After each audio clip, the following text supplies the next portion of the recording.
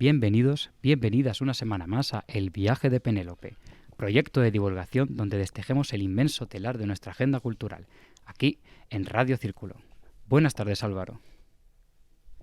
Buenas tardes, Rodrigo, ¿qué tal? Antes de preguntarte cuál es la próxima parada del viaje, queremos aclarar a nuestros oyentes que si nos oyen un poco distinto es porque estamos en la librería Antonio Machado, la que está justo debajo del Círculo de Bellas Artes, a quien agradecemos enormemente que nos hayan cedido su espacio para sacar este programa del estudio en esta ocasión.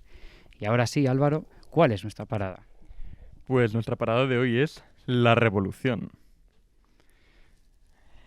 Voy a empezar leyendo un pequeño fragmento que creo que nos contextualiza para ciertos temas que vamos a tratar en este programa. Dice: aunque mayo del 68 tenía por objetivo una actividad total y totalmente politizada, el espíritu del 68 trasladó ese objetivo hacia una pseudoactividad despolitizada, nuevos estilos de vida, etc., hacia la forma misma de la pasividad social.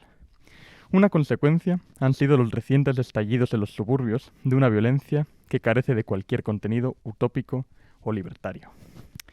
La modernidad parece haber sido revolucionaria desde sus comienzos. Desde la Francia del 18, los eventos políticos de calado en nuestra historia, si no han sido todos revolucionarios, como mínimo no han dejado de tener la revolución ante la vista. No obstante, como apunta Slavoj Žižek en este fragmento que acabo de leer, de primero como tragedia y después como farsa, el concepto de revolución parece haber perdido calado en las últimas décadas, parece ya no inspirar de la misma forma a la actividad política como lo hacía. Especialmente desde el fin de la Guerra Fría, los ideales revolucionarios se han venido viendo con mayor escepticismo. Pero aún así, a la vez vivimos en un momento de hartazgo con las instituciones en que los mecanismos tradicionales de participación tampoco parecen suplir las demandas de la gente. Con todo esto vienen preguntas bastante serias para cómo concebimos nuestra actividad política. ¿Sigue teniendo potencial político el concepto de revolución? ¿Cómo marcan nuestros proyectos de transformación social aún a día de hoy? ¿Y qué tipo de política hay entre lo institucional y lo revolucionario? Para hablar de todo ello aquí, hoy nos acompañan en primer lugar Ramón González Ferriz, que escribe en El Confidencial sobre política y cultura, también es editor asociado de Política Exterior y ha publicado recientemente, hace un año, en Penguin, La ruptura, el fracaso de una regeneración. También es autor de otros libros como La trampa del optimismo, Cómo los años 90 explican el mundo actual o La revolución divertida, ambos en debate. Muchas gracias, Ramón. Gracias a vosotros por invitarme. Y en segundo lugar tenemos a Eduardo Zazo, profesor de Filosofía en la Autónoma de Madrid, especializado en áreas como la filosofía de la historia, el idealismo alemán y los debates sobre laicismo y secularización. Ha coeditado recientemente con Roberto Navarrete en Herder Ante la catástrofe, pensadores judíos del siglo XX. Gracias a ti también, Eduardo. Gracias por la invitación. Y ahora, si os parece, para abrir el debate, empiezas tú, Álvaro, planteándoles la primera pregunta. Pues sí, la primera pregunta sería un poco justificar por qué estamos haciendo este programa, que es, bueno, ¿por qué es relevante tratar hoy el concepto de revolución, si es que os lo parece? ¿Y qué distingue a la revolución de otras formas, aunque sigan siendo bruscas, de cambio político? Sí.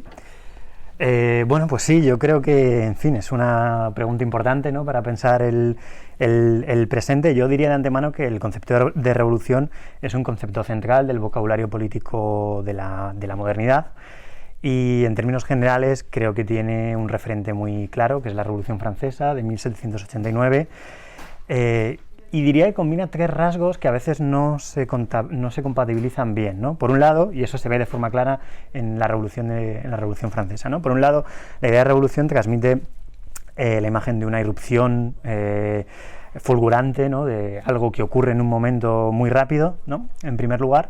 Luego, la revolución tiene que tener produce esa sensación de inicio, de cambio de época, de que hay un momento de un antes y un después, de que lo que ocurrirá es completamente diferente a lo que ha ocurrido hasta ahora, ¿no? Y en tercer lugar, la idea de revolución, el concepto de revolución transmite esta idea de cambio o de transformación profunda de las estructuras de la sociedad, ¿no?, en muy diferentes niveles. En el caso de la Revolución Francesa, con los privilegios de la nobleza, o desde otras tradiciones, ¿no?, con un cambio que tiene que ver con la estructura de clases, con las relaciones sociales, con la estructura de la propiedad, etcétera. Y de ahí, bueno, pues han surgido diferentes ampliaciones, ¿no?, de ese concepto. Se puede hablar, en fin, de la revolución de la imprenta, de la revolución del Internet de las cosas, de contrarrevolución, revolución pasiva, en fin, se ha abierto muchísimo el debate, de tal modo que diría, casi como un análisis preliminar del concepto, que por un lado eso se puede ver como un éxito, ¿no?, que se hable de revolución en muy diversos sentidos, ¿no?, puede dar a entender que, en fin, que hay un lenguaje común que puede ser apropiado por un proyecto que sí que sea revolucionario en el sentido que he señalado, o al revés, se puede ver como un fracaso, ¿no?, como, en fin, se ha diluido el sentido de ese concepto, que no significa nada por sí mismo, ¿no?, simplemente un cambio, y ya está. En todo caso, sí que diría, por cerrar esta primera pregunta, ¿no?, que sí que es un concepto polisémico y polémico, en el sentido coselequiano, ¿no? Es un concepto por el cual se lucha en la arena política por determinar su significado, ¿no? Hay diferentes significados en función de los contendientes políticos, y precisamente en la diversidad de sentidos se encuentra lo político, ¿no?, en la lucha por determinar el concepto o el significado del concepto revolución, que, insisto, me parece fundamental para entender no solo nuestro presente, sino, en fin, pues los 2 últimos siglos. Yo creo que lo más llamativo del concepto de revolución es, como decías tú, el lugar central que ocupa en todas las discusiones políticas y la escasez de revoluciones. Las revoluciones es un hecho muy escaso, y las revoluciones que han triunfado es todavía más escaso. Son fenómenos que en la historia de Occidente podemos discutir enormemente, ¿no? Pero digamos que entre la Revolución Francesa y la Revolución Cubana, por no irnos de Europa y América, podríamos contar, yo no sé si con las 2 manos, las revoluciones que ha habido, ¿no?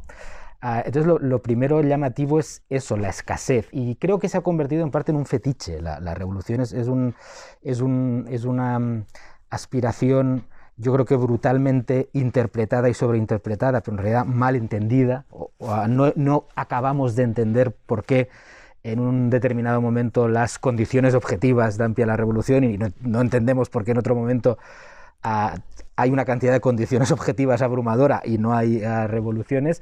Pero sí es verdad que me parece que la dialéctica revolución-reacción está en el centro del debate político, incluso ahora, donde tenemos un reaccionarismo un poco rearmado y una izquierda que se ha dado cuenta que ya no va a hacer la revolución. Incluso en este contexto me parece que sí esa dinámica de revolución-reacción sigue de alguna manera enmarcando la manera en que hacemos política. Y después lo que me parece que es evidente, y que seguro que lo hablaremos más, es que se ha producido un desplazamiento del término revolución desde lo político, es decir, la revolución política, hacia el marketing, a la tecnología, a la propaganda más tosca.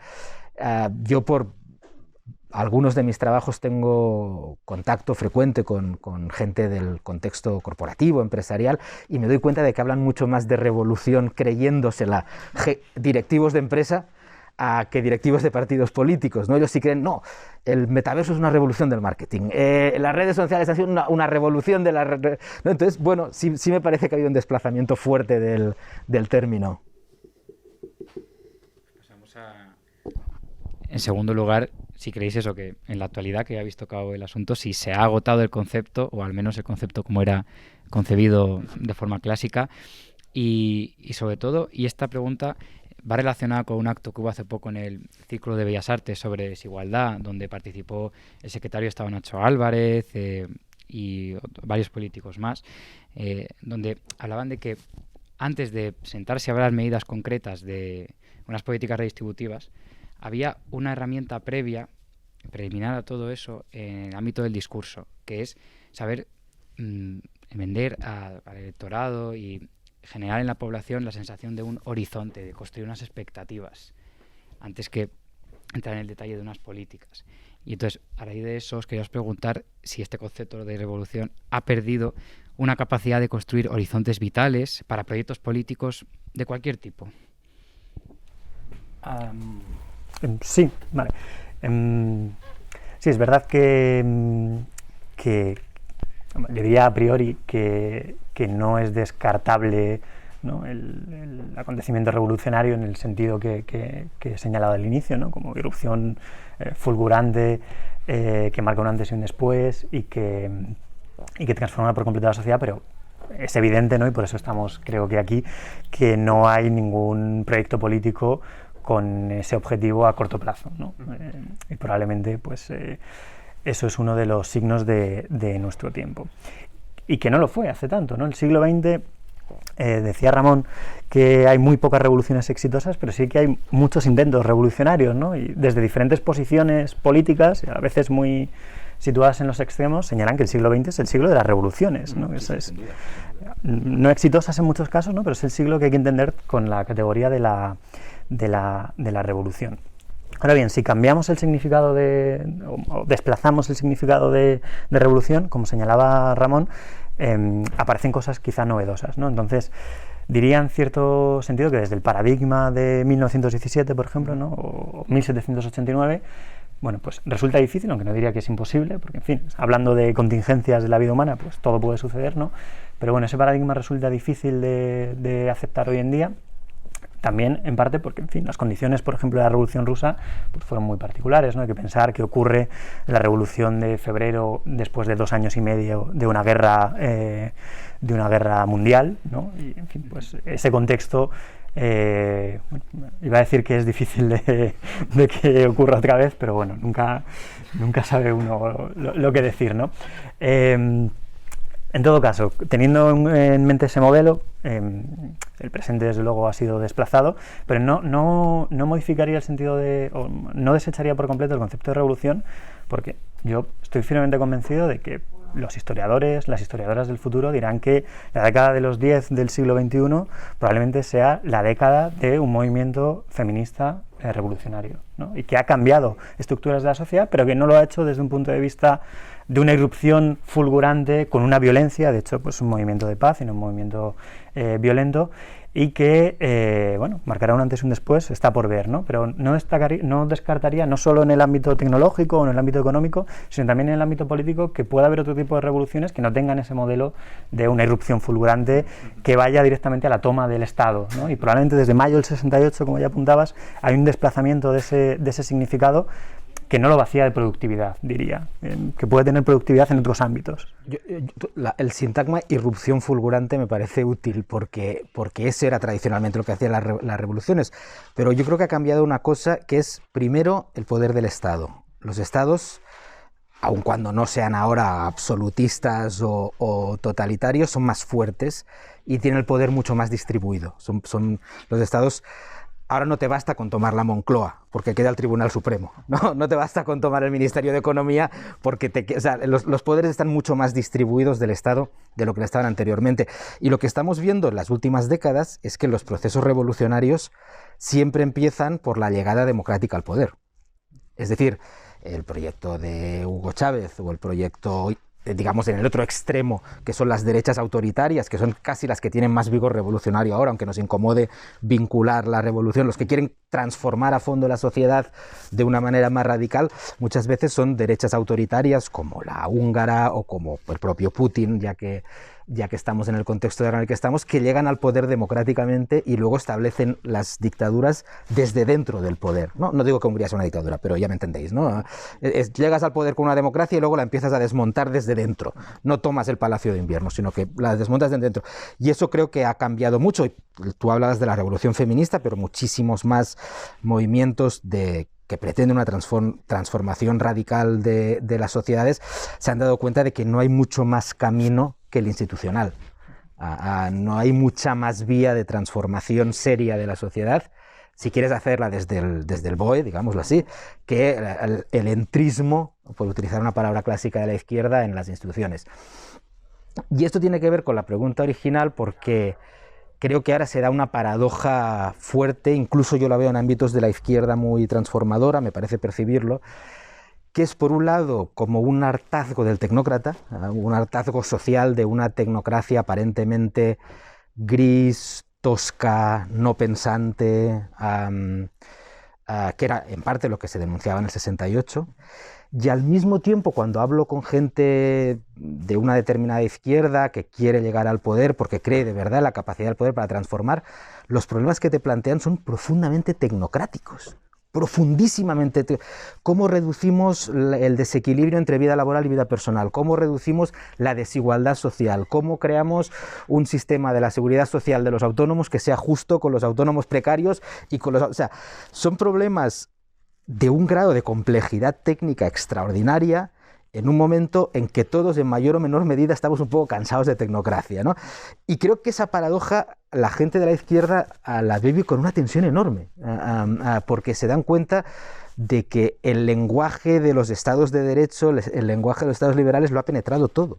Incluso el más revolucionario ahora te dice, bueno, ya veremos si lo hacemos con un decreto ley o con una ley orgánica, ¿no? Entonces creo que vivimos en esa paradoja y muchas veces quien soñaba con revoluciones se da cuenta de que está redactando prolegómenos a una ley, a un decreto ley, ¿no? Y creo que eso, para los que somos razonablemente defensores del Estado liberal, es una paradoja que nos puede divertir, pero entiendo que la impotencia del revolucionario en este contexto es tremenda. Sí, yo ahí diría, si me lo permitís, que hay el contexto internacional del siglo XX que en parte creo que puede dar cuenta de, en fin, de esas paradojas, ¿no? De esas contradicciones que tú muy bien señalabas, ¿no? Como, bueno, por decirlo con una teoría clásica, ¿no? Que interpreta los movimientos de entreguerras, había tres grandes posicionamientos: el revolucionario, el reformista y el reaccionario, bien sea en su forma de dictadura autoritaria de derechas o bien sea en un movimiento fascista, ¿no? Nacionalsocialista. En el periodo de entreguerras lo que se dinamita en Europa son las propuestas reformistas, ¿no? Apoyadas por los partidos que después eran democristianos, por los partidos liberales, por los partidos socialdemócratas que están en el marco del Estado liberal.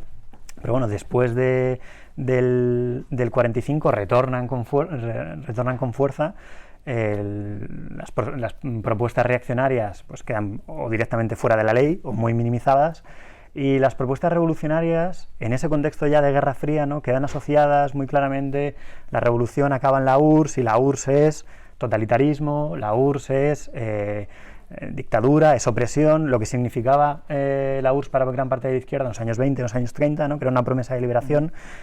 Después evidentemente se convierte en un infierno en la tierra, ¿no? La imagen del infierno en la tierra, de tal modo que al final acabamos en una situación un poco más contemporánea donde quedan propuestas reformistas, reaparecen sobre todo después de 2008 esas propuestas reaccionarias, muy de la mano de propuestas de democracia y liberal, ¿no? Como señalabas, y la propuesta revolucionaria se ha desdibujado por completo, y bueno, o se ha desplazado, ¿no? Que es lo que quizás sea más provechoso. Se ha desplazado a otros niveles que se reivindicaron en mayo del 68, que han tenido su continuidad y que, en fin, pues si señalamos desde el punto de vista del movimiento feminista, ¿no? Suponen unas transformaciones quizás en algunas cuestiones muy puntuales más profundas de lo que planteaba la Revolución Rusa, por ejemplo, ¿no? Sí, yo creo que tiene razón. Lo que pasa es que sí, yo te diría que después de la Revolución Rusa, digamos, incluso después del estalinismo, cuando ya se sabe que el estalinismo ha salido rematadamente mal y en el 56 con la invasión de Hungría se produce una gran ruptura en el mundo comunista, siguen habiendo algunas esperanzas, y las más llamativas son Cuba y China, ¿no? En Cuba se depositan muchas esperanzas de que puedes hacer una revolución comunista no soviética, y en China se depositan muchas esperanzas de que puedes hacer una cosa que yo creo que aquí nadie tiene una idea muy clara de lo que está intentando hacer el maoísmo, pero que sí, que se puede hacer de otra manera, ¿no? Lo que pasa es que también creo que esas dos salen mal de maneras distintas, de maneras incluso completamente dispares, pero sí es verdad que se va produciendo un agotamiento de la esperanza revolucionaria. Ahora, si eres revolucionario, ¿a dónde miras? Porque incluso creo, y me alegro de que una parte importante de la izquierda también se ha desilusionado con Venezuela, con el modelo venezolano, no hablemos del modelo de Nicaragua, ¿no? Entonces, sí me imagino a veces, decir, bueno, hemos ido quemando todas las esperanzas y ahora es verdad lo que nos pueden quedar son esperanzas que no son menores ni remotamente, como la reducción de la desigualdad o el feminismo, pero que distan de la épica probablemente de la revolución clásica y pasan inevitablemente, como decías, por un reformismo que al final se parece mucho a eso, a la socialdemocracia, a la democracia cristiana y demás, ¿no? Sí, justamente sobre esta cuestión que apuntáis, queríamos precisamente preguntaros sobre esta crítica, bueno, que desde algún punto de vista no sería crítica, pero que por ejemplo, en el fragmento con el que empecé el programa de Zizek sí que es en términos decididamente críticos, que es, bueno, esta este desplazamiento del concepto de revolución a formas como la del 68, desde algunos sectores de la izquierda se han venido a denunciar como movimientos que al final han sido absorbidos en última instancia por las estructuras económicas tal y como eran. En el sentido, por ejemplo, lo que dice Shisekai es todas las demandas que tenía el mayo del 68, que en un principio era tremendamente radical en lo que planteaba, al final se han convertido en formas de vida perfectamente mercantilizables, perfectamente compatibles con el capitalismo al uso, etcétera. Entonces, la pregunta sería, en primer lugar, bueno, ¿qué opinas al respecto de este comentario? Y lo segundo, si, no sé, ¿dónde podemos marcar quizás la diferencia histórica entre cuál fue la última revolución que verdaderamente puso en jaque algo así como la estructura económica del estado en el que ocurrió, de la sociedad, sí?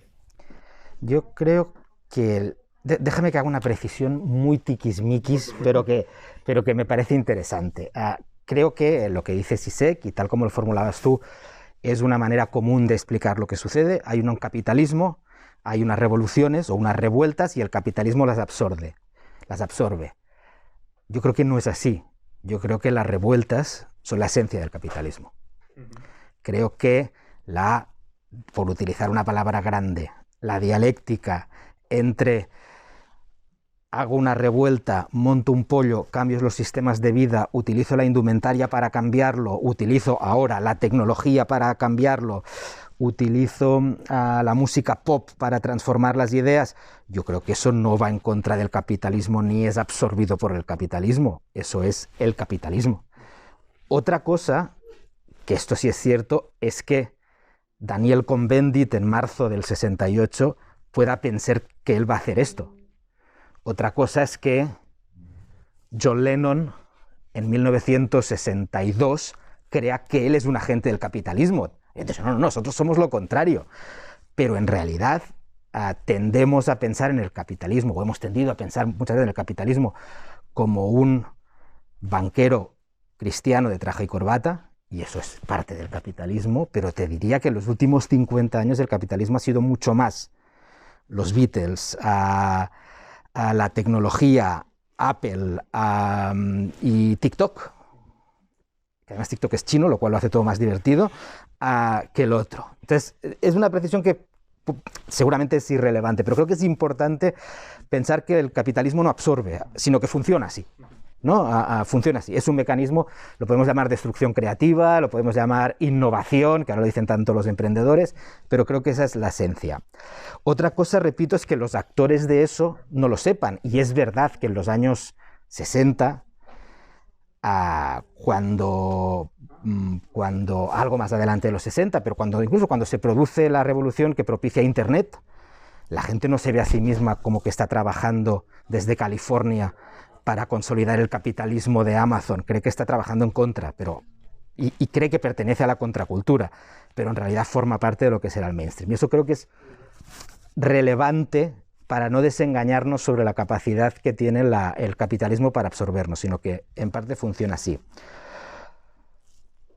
Con el 68 creo que es un ejemplo clásico de esto. Sí, para mí, digamos, es una revolución liberal en el sentido clásico. Es decir, hablamos de las revoluciones siempre de la izquierda, pero la Revolución Americana o la Revolución de 1812 son revoluciones mucho más liberales, ¿no? Y en ese sentido, el 68, aunque sus protagonistas creen que están haciéndolo en nombre del anarquismo, del maoísmo, de un cierto marxismo, en realidad lo que están propugnando es lo que se convierte en el mainstream capitalista después, que es un individualismo, no sé si llevado al extremo, pero en cualquier caso un individualismo mucho mayor que el de las sociedades previas a los años 60, la colocación del sexo en el ámbito de lo privado, no en el ámbito de lo religioso, sino de la vida privada, la utilización de la televisión como herramienta de propaganda ideológica, la utilización de la juventud atractiva como mecanismo de atracción política. Lenin nunca habría pensado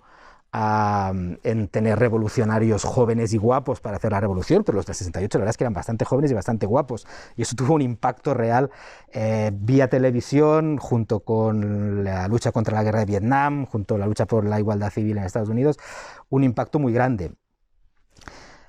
Pero sobre todo, más allá de esto, ¿cuál es la diferencia entre el 68 y una revolución tradicional? Que la gente del 68 no quiere el poder.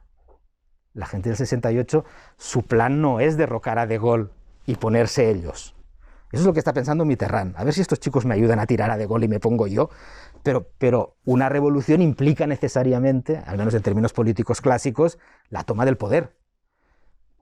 Y la gente de mayo del 68 en París, pero también la gente que se manifiesta en Washington en el 68 después de la muerte de Martin Luther King, o la gente que en Alemania organiza un 68 contra lo que considera la continuada existencia del nazismo en la Alemania supuesta democrática. La gran diferencia, la que es inmensa y brutal, es que no quieren el poder, no quieren tomar el Estado.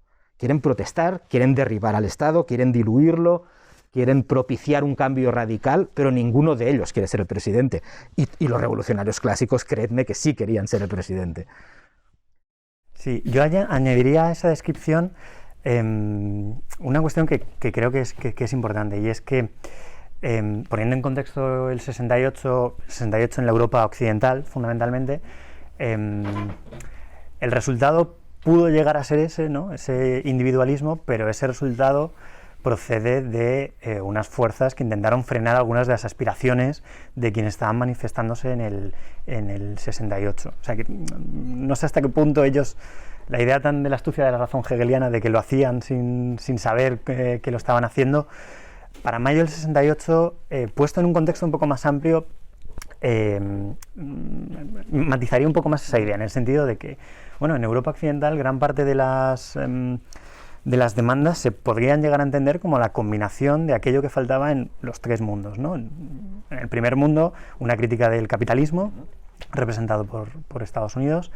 Desde el segundo mundo, ¿no? Una crítica de la burocracia, de la deriva burocratizante de la URSS y sus estados satélites, y sobre todo con respecto al tercer mundo, el antiimperialismo muy claro con la guerra de Vietnam. El 68 comienza con la ofensiva victoriosa en Vietnam por parte de Vietnam del Norte, ¿no? En enero.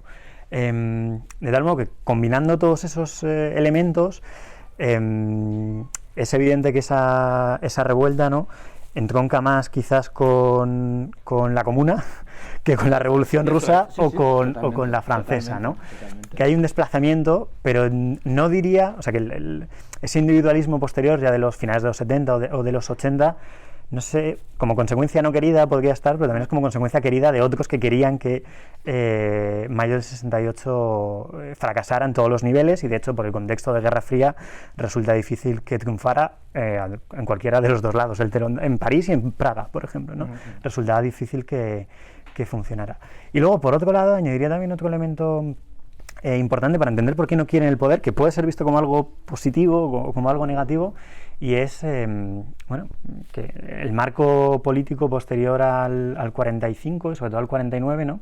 Es decir, después del fascismo, porque es una Europa que ha vencido al fascismo, ¿no?, que ha prohibido y ha sacado del ámbito de la legalidad a los partidos fascistas o nacionalsocialistas, pero además hay que tener en cuenta que no solo es Europa triunfante con respecto al fascismo, sino que el fascismo acaba con una serie de tradiciones europeas que son importantes para explicar lo que viene después, ¿no?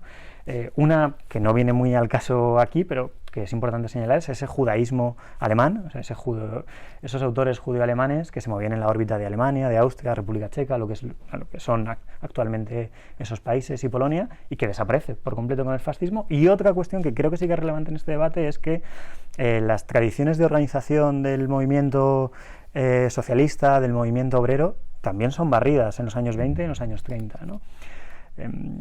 Italia, desde luego, en el 22, y a partir del 26 de forma muy clara, Portugal, que siempre se nos olvida, a partir del 26, Alemania y Austria 33-34, República Checa 38, España a partir del 39. España además es paradigmático porque se barren las organizaciones del republicanismo de derechas, de centro, de izquierdas, del liberalismo, del socialismo, del comunismo y del anarquismo, ¿no? Y desaparecen por completo. Y luego, evidentemente, en Francia, aunque bueno, luego es más breve, ¿no?, esa desaparición, pero la desaparición en Italia, en Alemania y Austria por 12 años, en España durante casi 40, en Portugal también un montón de años. Es importante Porque ese modelo de organización donde no se llegaba al modelo de la pilarización de los Países Bajos, ¿no? Donde había diferentes culturas, ¿no? Una de ellas era la socialista, y el individuo participaba en instituciones de la propia ideología, ¿no? Nacía en un hospital vinculado al socialismo, iba a escuelas socialistas, leía periódicos socialistas, sindicatos socialistas, puestos de trabajo vinculados al socialismo, planes de jubilación vinculados al socialismo, y lo mismo con los liberales, con los católicos o con los calvinistas en Países Bajos. Ese modelo no es el modelo europeo de los años 20 y 30, pero se parece un poco. Y eso queda roto por completo, ¿no? Esa dinámica de partido-vida, o sea, partido vinculado a la vida social, que queda roto por el fascismo en los años 30, en los años 40, y cuando retorna ya después del 45, aparece esta idea del partido atrápalo todo, donde hay una disolución ideológica más permanente, y donde los individuos que intentan hacer la revolución no tienen ese apoyo, que yo creo que explica en parte la búsqueda de ese poder del Estado, y que en mayo del 68 se diluya mucho más, ¿no? Sin duda, pero fíjate, estoy de acuerdo con lo que dices, pero fíjate que si le hubieras preguntado a cualquier participante de las manifestaciones del 68 en Francia, en Alemania, en Estados Unidos, en Italia, te habrían dicho, no, es que el fascismo no ha acabado. Eso es. La convicción más compartida entre los jóvenes revolucionarios del 68 es que el fascismo sigue, con otra cara, con otro rostro. Los alemanes están convencidos de que el Estado alemán sigue siendo un Estado esencialmente o básicamente nazi, que sus padres callaron por vergüenza, pero permitieron que siguiera. Mencionabas tú antes el colonialismo. Los jóvenes estadounidenses dicen, pero nos habían dicho que el colonialismo había terminado, que con el 45 lo que habían ganado eran las democracias. ¿Qué hacemos en Vietnam? Si eso no es colonialismo puro e imperialismo puro, nos lo contáis. En el caso francés se vuelve famoso como se iguala a De Gaulle con Hitler y a un determinado cuerpo de policía francés con las SS. Es decir, que existe una convicción de que las democracias liberales en el fondo son una perpetuación del fascismo por otros medios aparentemente más amables, un poco más tolerantes, pero que en realidad no hemos escapado de eso. Y por eso, y vuelvo también a ideas que has mencionado, en el 68 está bastante claro para quien quiera verlo que el comunismo soviético ha fracasado, es evidente, pero muchos de ellos mantienen una equidistancia diciendo es que en el fondo capitalismo y comunismo no dejan de ser dos caras de la misma forma de opresión burocrática, contraria a la libertad, donde sometes la existencia al trabajo y no al goce. Es decir, ves mucha retórica de bueno, sí, son malos los dos, ninguno ha funcionado y son dos caras dos formas distintas de opresión, por así decirlo. Claro, sí, pero ahí surgen un montón de planteamientos que buscan una tercera vía, diferente a lo que luego es la tercera vía, ¿no? No sé, pienso Max Aup, ¿no?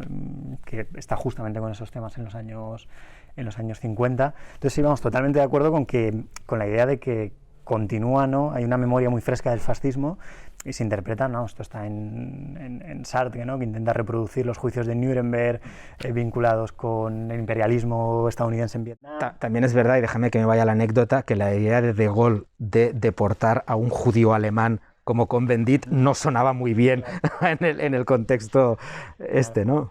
Entonces, por eso decía que ese contexto, que evidentemente pues no tenemos mucho vínculo con él hoy en día, es importante para explicar mayo del 68, y que el vínculo tan directo con el individualismo que surgió de ahí me parece más matizable. O sea, sí que a largo plazo sí, ¿no? Pero también como resultado de polémicas, luchas, batallas. Sí, pero a mí casi el 68, y esto es una cosa que en el libro que escribí sobre eso intenté explicar, pero no por mala leche, sino para intentar entender.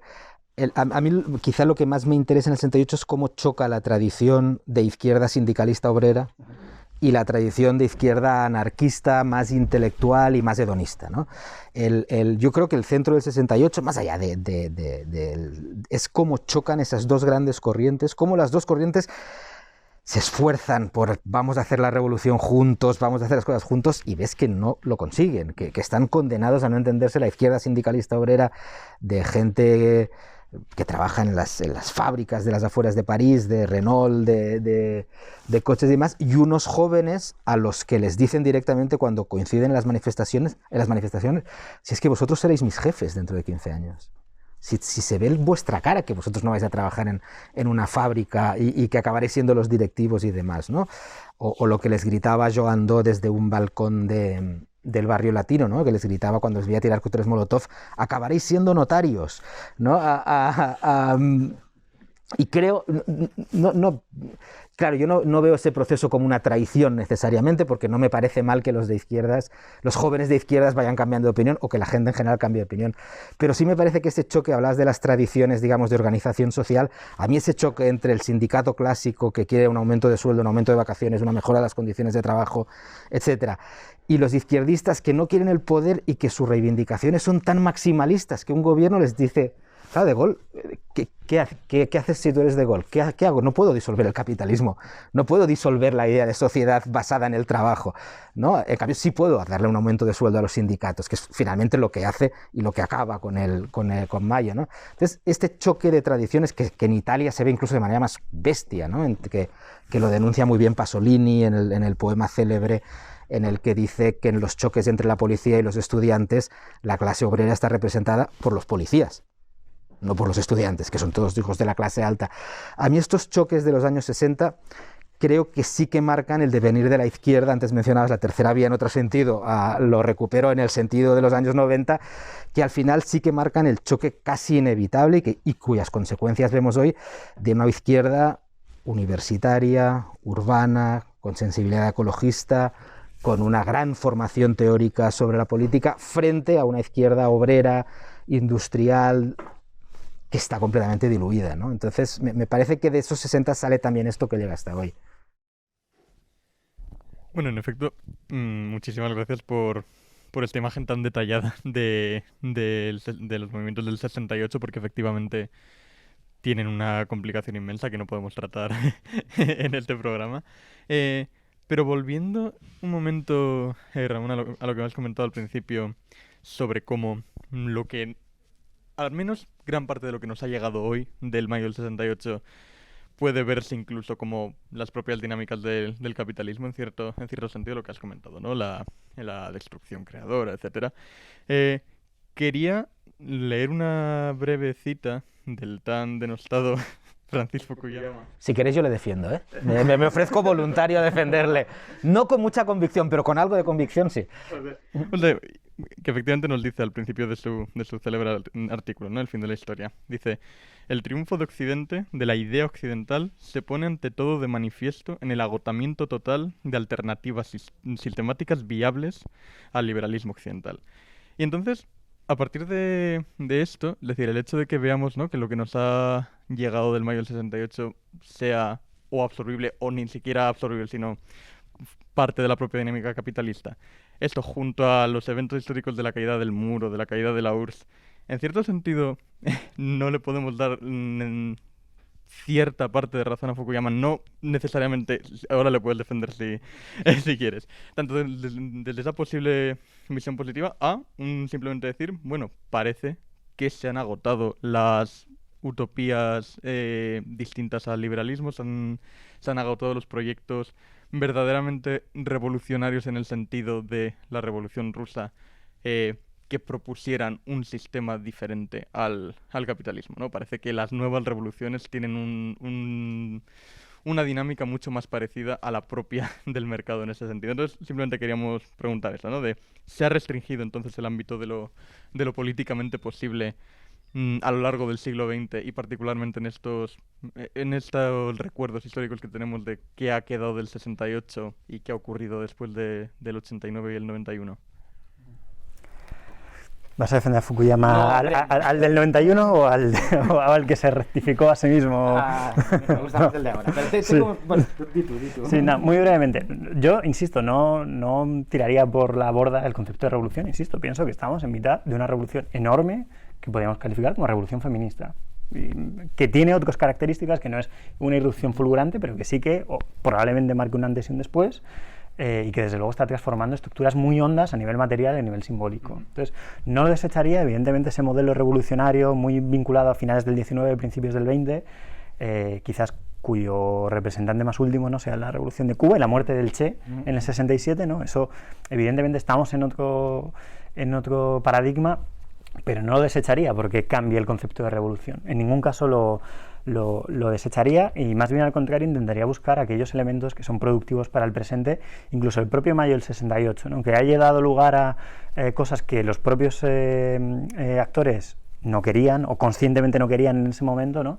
Sin embargo, los propios discursos, esos discursos antiimperialistas, anticapitalistas, antiburocráticos, que utilizaban incluso ejemplos del fascismo para intentar mejorar la sociedad, sin llegar, yo diría, a la tesis de que consideraran que la democracia liberal fuera otra forma de fascismo, que entiendo que sí que están algunos autores, ¿no? Pero no están en todos los agentes de mayo del 68. Yo creo que sí que se puede encontrar, ¿no?, en esta filosofía de la historia que no sea teleológica, ¿no?, que vea en un pasado las huellas del presente, ¿no?, sino que intente encontrar aquellas posibilidades no desarrolladas en el pasado para pensar el presente. Yo creo que en ese sentido, y cambiando conceptos, cambiando contextos o ampliando, sí que puede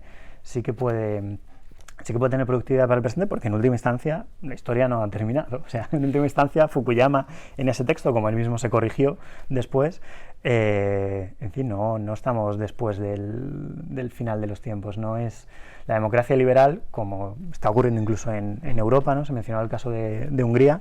La democracia liberal no es la última palabra, y de hecho democracia y liberalismo durante gran parte de su historia han estado en conflicto. Hay liberalismo sin democracia sin liberalismo, de tal modo que, al revés, la paz, ¿no?, y la tranquilidad que puede resultar para algunos el estar después de que haya terminado la historia, me parece contraproducente en términos de defensa incluso de la propia democracia liberal.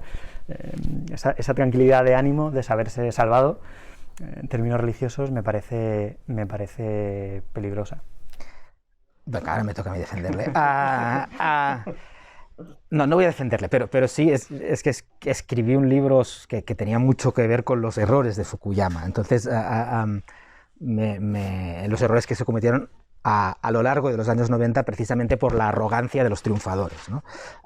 Yo no discuto tanto las tesis de Fukuyama, que me parecen más o menos convincentes, sino la interpretación triunfalista que se hizo desde Occidente de hemos ganado a los malos, hemos ganado a los buenos, eso es señal de que somos la hostia. Para mí esa arrogancia fue la que a lo largo de los años 90 sembró muchas de las bombas que nos han explotado en el siglo XXI. Pero para irme a Fukuyama lo que plantea es algo que creo que podemos estar de acuerdo. El siglo XX, decías antes, el siglo de las revoluciones, es cierto, pero puedes leerlo como el siglo de la lucha casi cósmica entre fascismo, comunismo y liberalismo. El siglo XX es una pelea entre tres sistemas para ver cuál de esos sistemas demuestra ser el más eficaz y el mejor. Y en el 89, y luego iré a la fecha del 89 en que lo dice, parece evidente que el liberalismo ha demostrado ser un sistema más eficaz y más justo que el comunismo y que el fascismo. Les ha vencido. Fukuyama luego tiene un problema de imaginación política. No concibe qué podríamos imaginar. Yo creo que la primera parte, que el liberalismo ha ganado, creo que podemos estar de acuerdo. Fukuyama luego no encuentra la manera concebible de imaginar un sistema que pueda ser mejor. Y mira a su alrededor y dice, es que nadie está proponiendo sistemas verosímiles mejores. Nadie lo está proponiendo. Yo creo que no es una visión teleológica de el fin de la historia, en el sentido de que los acontecimientos que pasen a partir de ahora son posmodernidad o son simulacros, sino en el sentido de, si entendemos la historia como una pelea entre sistemas políticos, eso lo tenemos más o menos resuelto. ¿Qué errores comete Fukuyama? Y creo que lo estamos viendo ahora. Fukuyama, el primero, es pensar que el nacionalismo y la religión no son poderes extraordinariamente potentes, que no van a volver los impactos fundamentalistas del nacionalismo y la religión. Él ve un poco el Islam, dice, sí, bueno, pero al final el Islam, no, a diferencia del fascismo, el comunismo y el liberalismo, no propone un sistema universal de gobierno. Ve el nacionalismo, pero dice, sistemas como la Unión Europea van a acabar con el nacionalismo. Entonces, yo creo que él infravalora dos de las grandes potencias políticas de toda la vida, que son el nacionalismo y la religión. ¿Y en qué se equivoca de una manera más plausible? el artículo original que publica en Public Affairs, si no me equivoco, lo publica en el número de Public Affairs de julio del 89. En ese momento no estaba tan claro ni remotamente que iba a caer el muro en noviembre, pero sí podías afirmar razonablemente que el comunismo no iba a persistir tal como estaba. Incluso muy poco antes de noviembre del 89 nadie sabía lo que iba a pasar, pero podías predecir que el comunismo estaba fallando por todas partes. Y Fukuyama comete un error que luego replica toda la sociedad occidental, no toda la sociedad occidental, pero sí las élites occidentales, dice, y esto que ha pasado en China ahora, Tiananmen, que pasa en junio del 89, es la señal de que también el comunismo chino va a caer. De modo que las sociedades occidentales, las élites intelectuales occidentales, interpretan esto como un gran triunfo. Que, insisto, podemos estar de acuerdo en ese primer diagnóstico, pero a partir de ahí empiezan a interpretar mal su propio triunfo. Creen que los mercados son la solución a todo, creen que lo único que tenemos que hacer con los países poscomunistas es enseñarles nuestro sistema y entonces se convertirán en democracias como la nuestra. Creen que la globalización, que es fuerte en el mundo de Fukuyama, bastará para democratizar a los países que empiecen a comerciar con el capitalismo con nosotros, y uno de los mayores errores intelectuales en nuestra vida, si metemos a China en el sistema comercial global, acabará siendo una democracia. Esto era lo que estaba implícito en el fin de la historia, y ahí es donde sí creo, más allá de que fuera neocon, más allá de que se interpretara de manera arrogante, yo creo que ahí sí fue donde fracasó, en el sentido de no basta con enseñarle capitalismo a los demás para que se vuelvan democracias. Tú lo has dicho antes, puedes tener comercio sin democracia, y ese es el sí creo, después de esta moderada defensa, el gran error de Fukuyama es no entender que China no se iba a caer el comunismo después de Tiananmen, y la interpretación posterior de las élites de el evangelio neoconservador, la creencia, más allá de lo antipáticos que fueron los neoconservadores, su creencia genuina de que la democracia occidental se podía exportar, y se podía exportar por las armas, que ya es creer. Pero para mí ese es, y perdón que me he alargado, el error de esa interpretación histórica. Yo no quería lanzar otra pregunta, simplemente complementar que es que creo que en esta descripción que has dicho, me acuerdo que cuando Álvaro y yo hemos dado asignaturas de políticas en la carrera y tal, y tocabas esto de teoría política, yo creo que unas ideas más simples que se decían a la hora de condiciones ideales de democracia, ¿no? ¿Cuál era una de las más genuinas? Era eso de generar una clase media, ¿no?, en un país determinado, y que mágicamente, ¿no?, o que una condición muy, muy imposible sea eso, ¿no? Ya que existirá una que demandará X condiciones. La teoría de la modernización, y además para España, es que era fantástica. Decías tú, a partir de una renta, me lo invento porque no me lo sé de memoria, pero entre los 10 y los 14.000 dólares per cápita, la democratización es casi inevitable. Bueno, pues ya lo estamos viendo. Tampoco económica, pero sí ya... No, estoy parodiando un poco, pero claro, además decías, no, si Portugal, España demuestran eso. O sea, al final es la demostración de que, lo has dicho tú, las clases medias, la capacidad adquisitiva, la apertura hacia cultura externa, las suecas, todo funciona para democratizar los países. Claro, la teoría falla un poco. Otro elemento crítico sobre la tesis de Fukuyama diría que es que, por otro lado, todo ese proceso, ¿no?, coincide poco después de la revolución conservadora, sí, por hablar de revolución, ¿no?, ese trío Thatcher, Reagan, Wojtyla, metería también ahí, claro. Donde a su vez, por otro lado, no solo está este fundamentalismo del mercado, sino una apuesta muy clara por un determinado tipo de religión, que se presupone, si vamos a la teoría de la modernidad, cierta conexión con la modernidad, que es la única religión que ha permitido la salida de la religión, o un debilitamiento de la religión que permite que se continúe, y que va, bueno, pues con una, no sé si con un nacionalismo, pero sí con una noción imperial, no desde luego la del 19, ¿no?, pero sí con una cierta visión de la civilización en una clave imperial, que evidentemente eso, leído desde el otro lado, pues resulta el caldo de cultivo para que se desarrollen a su vez nacionalismos extremos y fundamentalismos religiosos, ¿no? Al final, en fin, la réplica es a partir de lo que se exporta, en cierto sentido. Sí, pero fíjate, y no me alargo con esto, antes hablabas de las consecuencias, o sea, la gente del 68 lo que hace el 68 tiene consecuencias que ellos no tenían planeados, ¿no? Yo fíjate que creo que a Thatcher y a Reagan les pasa lo mismo con el aspecto religioso. Creo que creen que pueden crear un Occidente muy abierto y muy comercial y al mismo tiempo mantener los pilares religiosos. Y yo creo que en muchos sentidos podemos criticarlo mucho, pero las sociedades abiertas neoliberales, no me encanta la palabra, pero digámoslo así, creo que han destruido las bases religiosas que ellos querían poner. Creo que las han debilitado, no sé si destruido, pero las han debilitado, ¿no? En ese sentido, eso me parece una victoria a largo plazo del 68 también, ¿no? La que incluso en mitad de una reacción conservadora posterior, las sociedades se hayan ido abriendo en cuestiones culturales y morales.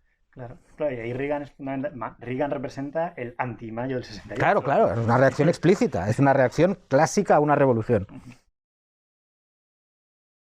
Una cuestión, y perdonad porque sigo yendo para atrás, pero es que hay muchos temas que se quedan en el tintero y claro, y el tiempo limitado es lo que hace.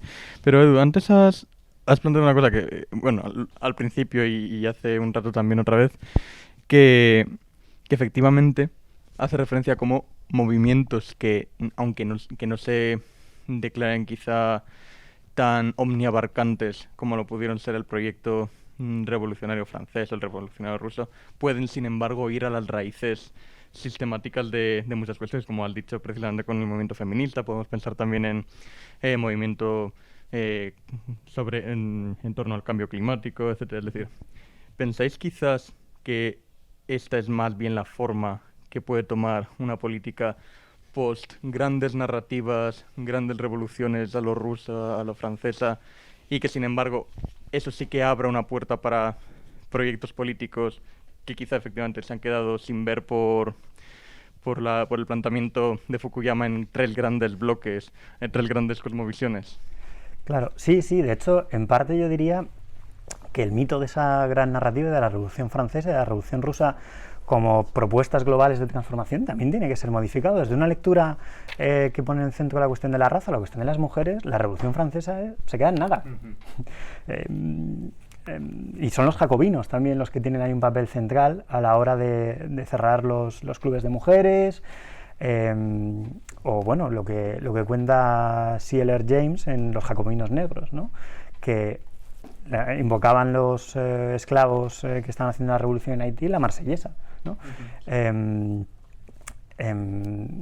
Y claro, los soldados revolucionarios estaban muy confundidos porque utilizaban la marsellesa contra el propio imperio. Entonces, desde ese punto de vista, desde luego, creo que hay que debilitar, decía Ramón con respecto a los actores de mayo del 68, ¿no? Hay que problematizar enormemente lo que ellos mismos decían, ¿no? Porque a lo mejor podían hacer cosas diferentes de lo que estaban pensando. Aquí ocurre algo parecido. Desde ese punto de vista, si centramos en la cuestión de la raza o del sexo-género, esas revoluciones no son proyectos de transformación tan totales, ni explícita ni implícitamente. Es decir, a pesar de que en algunas ocasiones sí que dijeran que ese proyecto era universal, incluyendo a hombres y mujeres, y también a esclavos negros y a blancos en Francia, a pesar de que lo dijeran, en muchas ocasiones en la práctica tampoco lo hacían. De tal modo que, yendo por ahí, podemos plantear, insisto, proyectos revolucionarios que no se basan en la toma del poder del Estado, ¿no? En querer ser presidente del gobierno y a través del BOE o de lo que fuera transformar la sociedad, sino que hay marcos de transformación de la sociedad, yo diría que casi más poderosos por otras vías. Yo también doy un paso atrás. Decíamos la pugna en el siglo XX entre fascismo, liberalismo y comunismo, pero después de la Segunda Guerra Mundial lo que tenemos es básicamente una pugna light en los países occidentales entre la socialdemocracia y la democracia cristiana. Son sistemas basados en esos dos pilares, funcionan razonablemente bien hasta al menos los años 70, hasta la crisis del petróleo, la anterior a esta. Funcionan razonablemente bien, a veces todo se derechiza, a veces todo se izquierdiza un poco. En los 60 todo el mundo es keynesiano, sea de derechas o de izquierdas. A veces se derechiza un poco, a partir de los 80 y los 90 hasta la socialdemocracia se abre más al mercado, pero básicamente tienes esos dos pilares razonablemente eficientes, razonablemente inclusivos, Y luego tienes satélites menores alrededor, sobre todo el comunismo, o sobre todo también movimientos de extrema derecha que no surgen ahora, sino que están presentes en muchos países desde mucho antes. ¿Cuál es mi sensación al respecto? Que estas dos grandes líneas ideológicas se están deshilachando. No creo que estén muertas, ni remotamente, porque son terriblemente fuertes, pero sí es verdad que ahora la socialdemocracia y la democracia cristiana están operando en un mundo que ya no es el mundo industrial, que ya no es el mundo de las sociedades homogéneas, que ya no es el mundo de los hombres copando los puestos de trabajo y las mujeres atendiendo en casa, aunque eso perviva en muchos sentidos. Es decir, creo que estamos en ese momento casi de dibujos animados en el que el coyote sigue corriendo, pero ya no hay suelo debajo de los pies, ¿no? La socialdemocracia y la democracia cristiana, insisto, son muy fuertes y van a durar mucho tiempo, pero la sociedad ha cambiado tanto que en algún momento se van a transfigurar. ¿En qué momento creo que estamos ahora? Y voy a la pregunta. En un momento de buscar nuevos bloques ideológicos. Estamos buscando nuevos bloques ideológicos que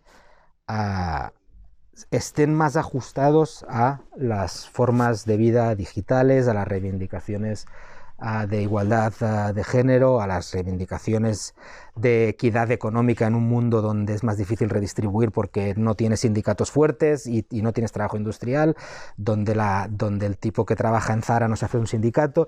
Entonces yo creo que todo eso se está reconfigurando para, en un plazo largo, acabar creando bloques de izquierda y de derecha, pero distintos o más o menos distintos de la socialdemocracia y la democracia cristiana. Y en ese reparto de ideas creo que estamos ahora. La izquierda ha tenido, yo diría que monopolizado durante décadas el discurso ecologista, y ahora empieza la pugna, porque los conservadores dicen, no, yo también tengo que tener una identidad ecológica si voy a competir en este mundo del futuro.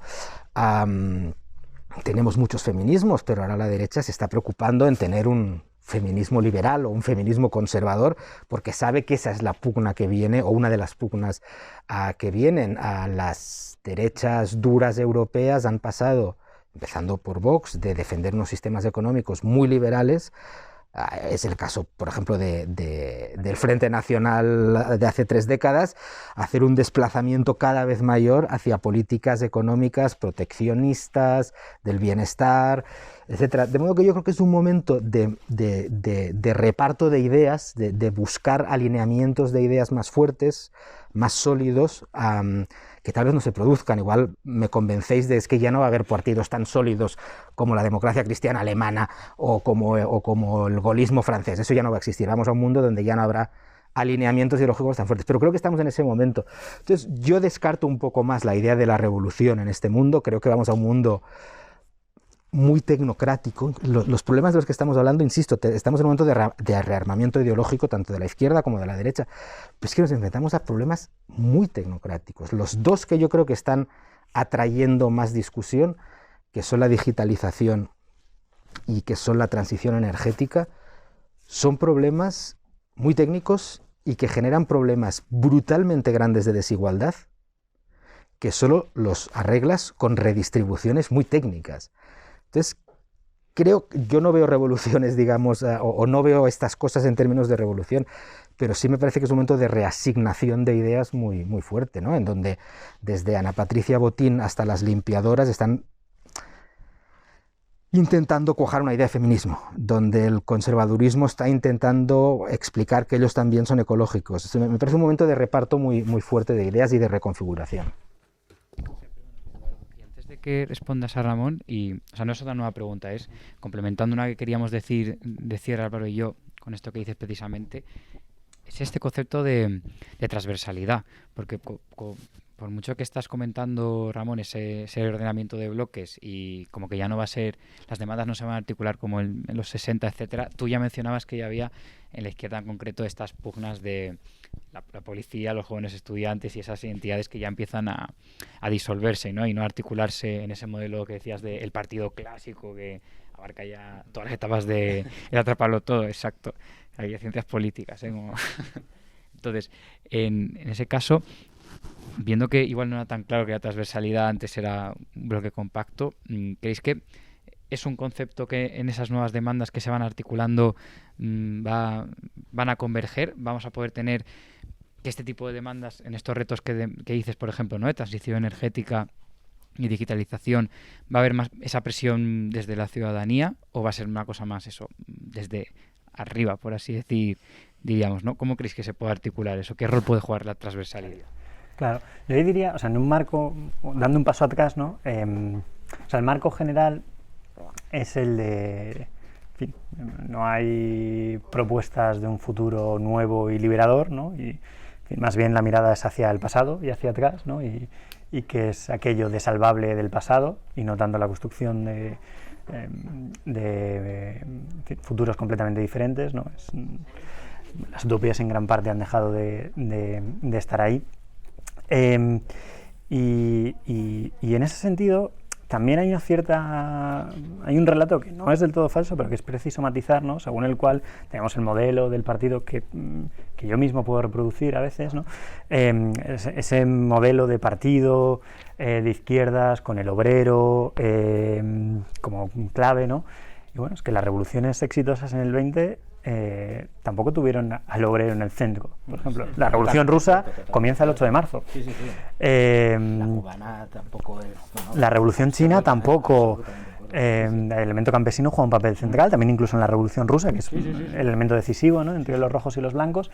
Entonces, y lo mismo con lo que decíamos antes a propósito de las mujeres o a propósito de los esclavos en Haití, ¿no? Hay como una visión retrospectiva, no hay una mala filosofía de la historia según la cual se piensa que había un modelo anterior que hemos roto por completo ahora y ya no podemos ser como éramos antes, pero claro, esa construcción impide que veamos ciertas continuidades, impide que veamos que hay repartos que son más o menos iguales. Por ejemplo, la crítica que se puede hacer a muchos autores de mayo del 68, autores de la izquierda europea contemporánea, ¿no?, como provenientes de los hijos de los niños ricos de papá, ¿no? Bueno, Lenin no venía del pueblo, o sea, Lenin no era un trabajador, tampoco. O sea, que hay que matizar enormemente porque esas críticas en otros contextos no tienen mayor productividad. De tal modo que precisamente, sí, justo hay una serie de movimientos, insisto con el feminismo, pero porque creo que es fundamental, que sí que es capaz de transversalmente recoger numerosísimas demandas. Es lo que ocurrió durante el gobierno de Rajoy, ¿no?, con todas estas mareas que recogían diferentes demandas. Entonces, lo que creo que sí que, en fin, está claro es que esos partidos fuertes que recogen esas demandas transversales, pues estamos en un momento de ver qué ocurrirá. En fin, no jugar a ser profeta, pues no creo que no procede, pero es verdad que es un momento de indecisión muy, muy evidente. Y, en fin, las propuestas que tengan un carácter transversal, pues justamente son aquellas por las que se está disputando más. Antes decíamos que se disputaba por el concepto de revolución, aunque haya cambiado mucho, ¿no? Bueno, pues justo lo mencionaba Ramón, ¿no?, a propósito del ecologismo, a propósito del feminismo, que sí que son discursos un poco más transversales por cuyo significado se lucha. Y en fin, pues por eso hay esas pugnas, aunque evidentemente yo diría que hay una forma de entenderlo, ¿no?, y no otras, pero creo que por ahí van gran parte de los debates contemporáneos y de la incomodidad de algunos partidos con esos discursos que intentan apropiárselos pero desde fuera sin ser plenamente conscientes. Ocurre algo parecido, yendo al concepto de revolución, perdón por la extensión. La derecha jamás, a finales del 19 y principios del 20, se reconoció como revolucionaria. Solo se reconoce como revolucionaria después de la Primera Guerra Mundial.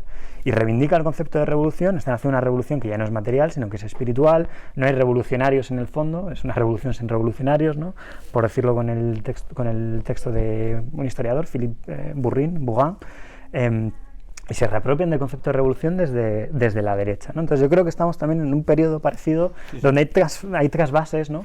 Pero evidentemente desde el contexto, por ejemplo, del periodo entre guerras, revolución es un concepto que pertenecía y pertenece para los autores de ese momento a la izquierda y no a la derecha, que es una falsificación lo que están haciendo, ¿no? Pues yo creo que algo parecido puede estar ocurriendo en el presente, y precisamente porque esos conceptos, incluso el de revolución, por eso, en fin, me alegra mucho, ¿no?, que me hayáis invitado para este programa, porque el concepto de revolución es justo uno de los conceptos que permite atisbar este cambio, como el concepto que también está vinculado, ¿no?, con el del canon.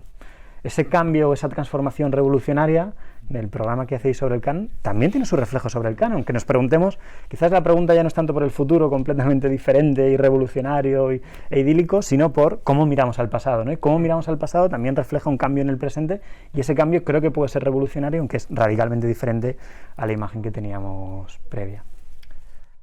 Yo si antes he defendido levemente a Fukuyama, ahora me voy a meter levemente con la ciencia política.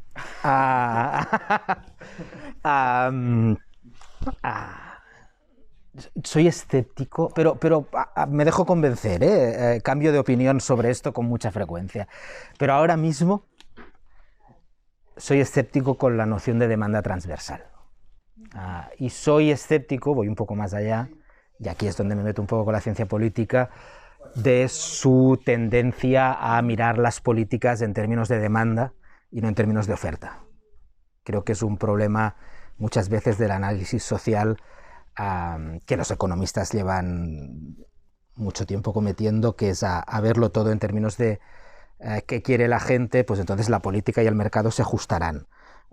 Creo que con frecuencia sucede al revés en el mercado político, en el mercado de las ideas, que es que surge una oferta política y los demás la siguen. Pero enemistado ya con las ciencias sociales, creo que estamos en un contexto donde toda demanda, por transversal que pueda parecer, entra en el juego de la polarización instantáneamente. Tal como funciona ahora la política, que es en la polarización y sobre todo en la conversión de la política, no tanto en el juego de ideas en liza, sino en la posicionalidad constante. ¿Qué piensas tú? Pues mira, lo contrario que tú. Dime qué piensas tú y entonces yo decidiré a pensar lo contrario. No creo que estamos en eso y lo estamos viendo todo el rato en los partidos políticos que están defendiendo cosas diferentes constantemente porque no responden tanto a una ideología previa, sino a la posicionalidad constante, ¿no? A la respuesta constante de lo que piensan otro. En este contexto os diría que soy escéptico con las demandas transversales. Ya encontraremos la manera de que no sean transversales. Ya saldrá un editorial del País y luego uno de Antena 3 de Ana Rosa, no sé qué, para algo que era transversal deje de serlo y se alinee por los bloques más o menos tradicionales de la guerrita polarizante en la que estamos metidos. Pero soy escéptico porque al mismo tiempo, y aquí no sé qué piensas tú, que venimos hablando constantemente de la sensación de que todo se fragmenta, los partidos políticos se vuelven más débiles, las iglesias, que eran sitios de socialización tradicional, se vuelven más débiles, los sindicatos se vuelven más débiles. Yo he sido muy escéptico sobre la posibilidad de lo digital de socializar y crear vínculos tan estrechos como el de estas tradiciones. Está casi para otro programa, Ramón, estás planteando. No me alargo, pero ahora me pregunto si no puede ser que esté equivocado, de si lo digital, sobre todo más para vuestra generación, sí está ejerciendo un papel de establecimiento de lazos, de socialización, tan profundos, tan sólidos o tan poco como las instituciones tradicionales y por lo tanto la sociedad, aunque los de mi generación tendamos a verla muy fragmentada, en realidad es un cierto espejismo. Todo cambia, todo se transforma, pero simplemente los modos de socialización ya no son alrededor del partido o del sindicato, sino alrededor de determinados grupos dentro de las redes y demás. En ese sentido sé que estoy siendo contradictorio. Mi sensación es que no hay transversalidad, pero estoy dispuesto a que alguien me diga, no, es que en TikTok sí hay transversalidad. Y vamos a depender más de TikTok que de los periódicos. Pues estoy abierto a aceptarlo. Si quieres hacer un comentario, Eduardo. Breve, vamos, sobre la cuestión de lo tecnológico, que me parece fundamental. No sé si, ¿cómo decirlo? Se pueden crear nuevas comunidades. Sí que, porque por otro lado hay algunos factores que son fundamentales, ¿no? Y, en fin, un factor muy típico, el código postal. Sí, claro, totalmente. Pero sí que creo que se pueden vincular, se pueden generar afectos, se pueden generar emociones, se puede generar una comunidad con lazos emocionales más intensos gracias a las redes, entre códigos postales similares, si lo decimos con esa... y nuevas formas de participación y, en fin, el auge, supongo que ya se habrá pasado, ¿no? El desvirtualizar a alguien, ¿no? Es cada vez más más presente, ¿no? A través de, en fin, Twitter y tal, y otras redes, ¿no? Donde, en fin, se genera una comunidad donde solo ese es el lugar de socialización, que evidentemente no se puede entender sin otros espacios. Yo creo que por sí mismo no funciona, desde luego, pero con ese anclaje en un elemento un poco más terrestre, ¿no? Más de pisar suelo, evidentemente va a transformar por completo ciertas dinámicas, y lo estamos viendo con, en fin, extrema derecha y redes sociales en el final de la década de los 10. Es fundamental, y quizás tan fundamental como ocurrió otra vez con las analogías. Con la radio, ¿no? Con la radio, claro. 20, sí, lo que no sé es el sesgo de renta que hay en las redes, ¿no? Vosotros quizá lo sabéis. O sea, hay un sesgo fuerte. Quiero decir, ¿los usuarios de Twitter tienen unos ingresos más altos que los usuarios de Facebook? Bueno, yo aquí, por hablar de mi libro, que me ha parecido que tengo es el TFG que hice hace un año con Rubén Sánchez de la Carlos III, que mando un fuerte saludo, era que era más una diferencia igual de sesgo dentro de los usuarios de una misma red social que distintas redes sociales. Como los usuarios que en Twitter conseguían más nodos de opinión y más interacciones y difundir su mensaje mejor, solía coincidir con gente con más, esto que llaman la brecha digital, ¿no? Que ha recibido unos recursos no necesariamente solo monetarios, sino pues eso, de saber cómo utilizar esas redes y unos marcos para ser más influyentes, y que hay esa desigualdad previa, ¿no? De brecha digital, que puede ser por tener acceso a un equipo y otras cosas. Sí que marca bastante la diferencia entre quién marca la agenda o no según qué red social. Eso es un tema de desigualdad muy interesante, que yo creo que también da para otro programa, en efecto. Y si no os importa, como esto luego se irá cuando a franja de emisión, despedimos por hoy. Eso es, sí, yo creo que con esta mirada atenta tanto al futuro como a nuestro pasado podemos concluir aquí. Muchísimas gracias a los dos por acompañarnos hoy. Muchísimas gracias también otra vez a la librería Antonio Machado por acoger nuestro programa. Espero que podamos hacerlo en otras ocasiones, y a toda nuestra audiencia por seguirnos semanalmente. Espero que tengáis un buen comienzo de semana, y nos vemos el próximo lunes en una nueva entrega de este viaje.